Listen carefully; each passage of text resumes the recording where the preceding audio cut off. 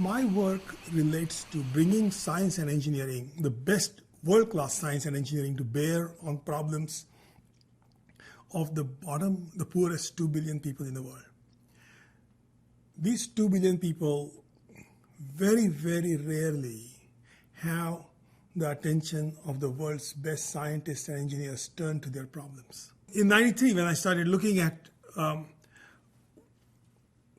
problem of unsafe drinking water, my goal was to look for a technical solution that should be highly effective, at the same time should be highly affordable, and must be robust to work in harsh environments with very little infrastructure, very little sophisticated tools, almost no formal education in those societal environments, with very poor power quality, intermittent electricity, all the rest of it.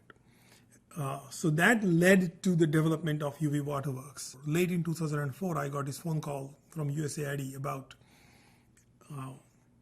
the problem of refugee women in Darfur refugee camps.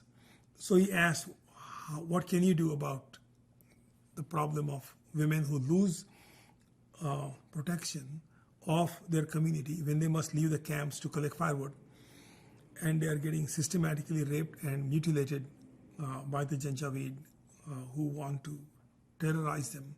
I led a trip to Darfur refugee camps and ran some careful surveys to find out how much fuel would they use and what kind of pots they use, how do they cook, what's their cooking style, because you can't change those things. There's a one cultural thing they're hanging on to.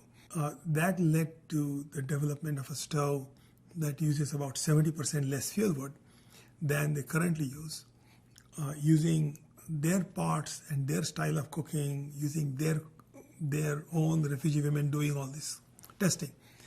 The outcome being that with these stoves, they would have to venture outside the camps only once a week rather than every other day.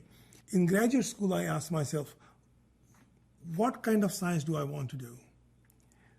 What will satisfy me in applying my one life in quest of what question, in quest of answers to what question?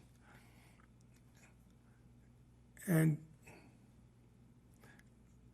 the answer which would satisfy me was I would find answers to the questions which would leave the world a better place than I found it.